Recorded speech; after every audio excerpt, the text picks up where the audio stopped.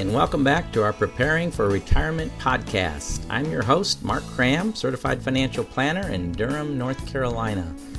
And today's topic is going to be retirement plans.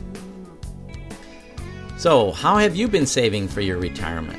Have you been using the retirement plans that the government has recommended that we all take part in? Well, do you know what to expect from these retirement plans when you get ready to start pulling your money out? And will it be enough by the time that you get to retirement? Well, let's look.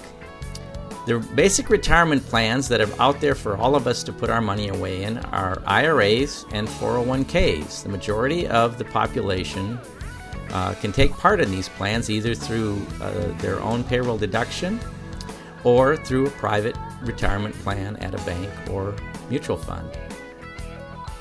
Typically, how these contributions have been promoted is that your contributions are tax favored. That is, you either get a tax deduction in the case of an IRA, or you can put money in tax-free in the case of your 401k plan. Second is that the money accumulates tax-free.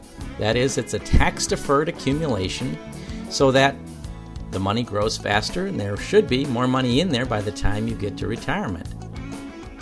So, for the most part, we have been concentrating on contribution and accumulation as we've been thinking about and funding our own retirement plans.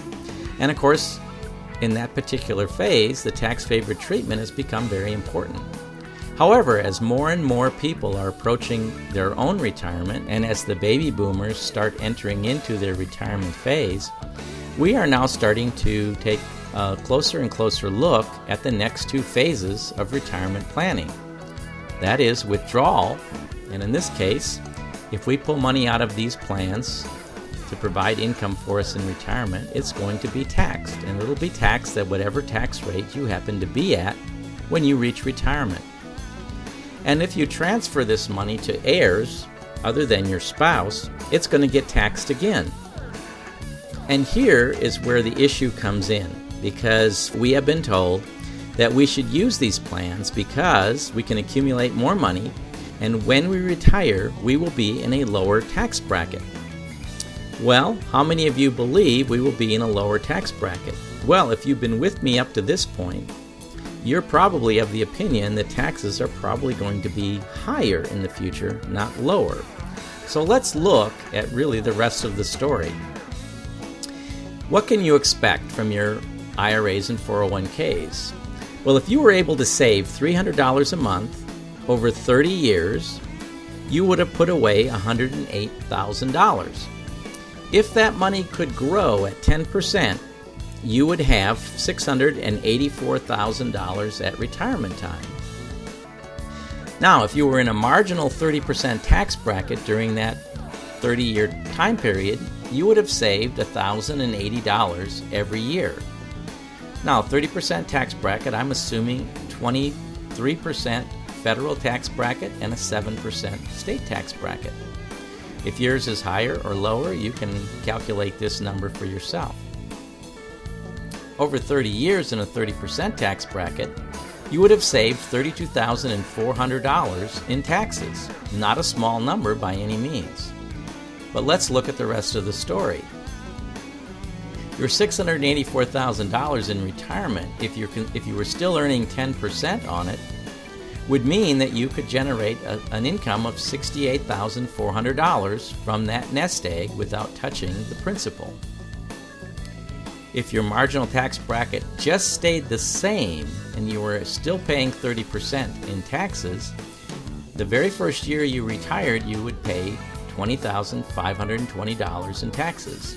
And if it stayed the same going forward, you would pay that each year in retirement. Your net income would be $47,880. Now, if you live 20 years in retirement, that means you're going to pay $410,400 in taxes versus $32,400 that you saved during the 30 years that you accumulated that money. That's over 12 times what you saved in taxes over that 30 years. And that's just if your taxes stay the same.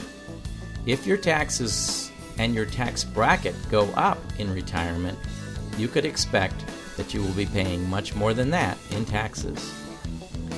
So as you prepare for retirement and think about your retirement plans, you probably are going to need a larger nest egg than what you have been accumulating up to this point, which means you may need to put more money away.